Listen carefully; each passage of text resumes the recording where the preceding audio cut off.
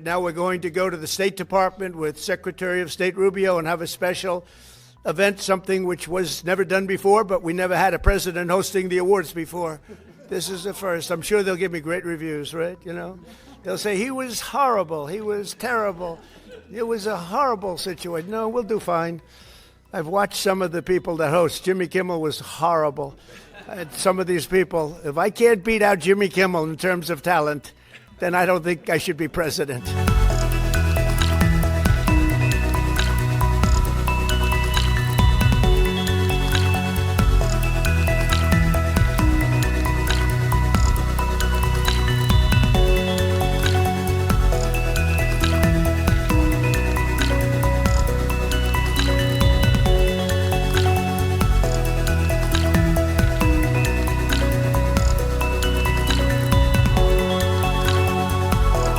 From Newark, New Jersey to Poteet, Texas, from New York City to as far away as London. These are among the greatest artists, actors, and performers of their generation, the greatest that we've seen. We can hardly imagine the country music phenomena without its king of country, or the American disco without its first lady, or Broadway without its Phantom, and that was a phantom, let me tell you, or rock and roll without its hottest band in the world, and that's what they are, or Hollywood without one of its greatest visionaries. Each of you has made an indelible mark on American life, and together you have defined entire genres and set new standards for the performing arts. You have set new standards.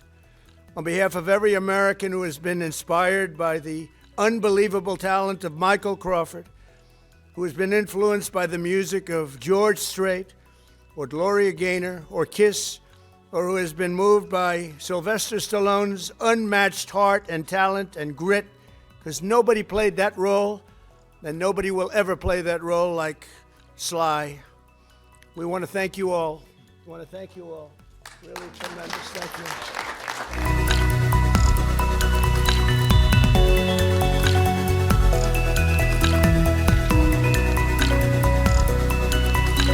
US President Donald Trump has awarded medals to the 2025 Kennedy Center honorees at the White House in Washington, D.C.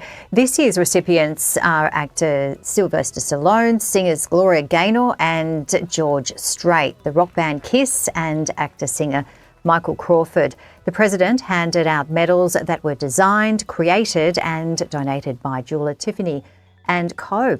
He had previously ignored the Kennedy Center and its awards program during his first term as president in 2017.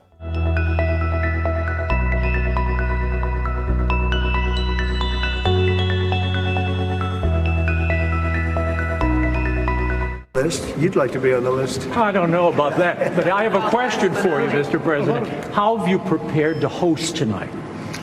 Well, maybe I haven't prepared. Maybe you want to be a little bit loose. If you look at the great hosts, Johnny Carson, Bob Hope, those are the greats. If you look at the not-so-greats, like Jimmy Kimmel, he was just terrible.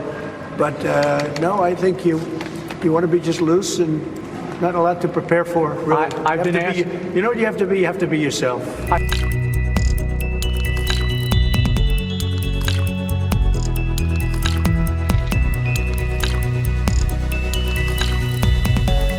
Nick, are you able to top that? What was your craziest kind of media meltdown? I think back to the meltdown over Jimmy Kimmel and his brief suspension from the Late Show.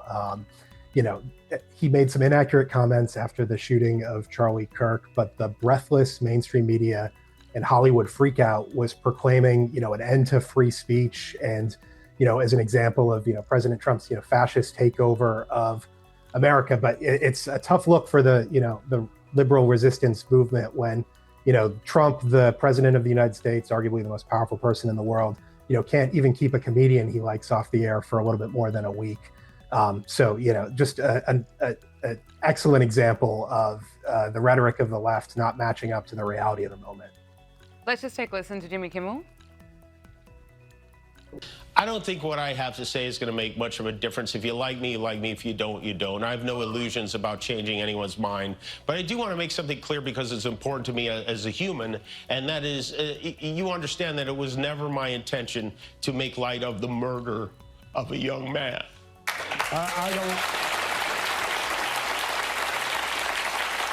don't think there's anything funny about it.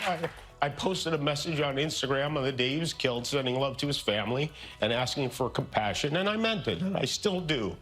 Nor was it my intention to blame any specific group for the actions of what it was obviously a deeply disturbed individual. That was really the opposite of the point I was trying to make, but I understand that to some that felt either ill-timed or unclear, or maybe both. And for those who think I did point a finger, I get why you're upset. If the situation was reversed, there's a good chance I'd have felt the same way. Nick, he is such a liar. I mean, it's so infuriating just listening to him. And you know, it's actually come out today that new polling shows only 24% of voters actually know that Charlie Kirk's alleged killer was a radical leftist. And it's because of people like Jimmy Kimmel that were deliberately lying, saying that it was a MAGA person. I mean, it was just absurd. And then the fake tears and refusing to apologise to Charlie Kirk's family was just awful. Esther, while we're looking back at the year that was, winner or loser? Do you have any winner or loser for the year? I would say definitely the winner is the ghost of Jeffrey Epstein, the most infamous sexual offender the world has ever known, because he managed to stay in the headlines longer being dead than when he was alive and abusing scores of women. And he was a headache to not only the Republicans, but I suspect the Democrats, if the Democrats would decide to actually be fair-handed about this and acknowledge that there were quite a few powerful men within their own ranks that were sashaying on Epstein Island. So yeah, that's definitely a winner, I would say. And Nick, what about you? Winner or loser? I think a big loser this year has been Chuck Schumer, the leader of the Senate Democrats. He came into the year trying to balance the anger of his progressive base with the job of actually legislating and leading the country. And for years and years, this is someone who's insisted that shutting down the government is irresponsible. But as soon as he felt the heat from his liberal base, he led Democrats into the longest shutdown in history, while simultaneously refusing and infuriating liberals in his own state by refusing to endorse progressive darling Zohran Mamdani. In the end, he looked incredibly foolish. The shutdown went on for 42 days, and Democrats within his own party broke from his leadership and voted with Republicans to reopen the government. So not only did he go through the heartburn of shutting down the government, he got nothing in return and really had egg on his face coming out of that process. And I'm sure he's feeling the heat from within his own party as they enter what is going to be a really difficult cycle for Democrats to pick up seats in the Senate.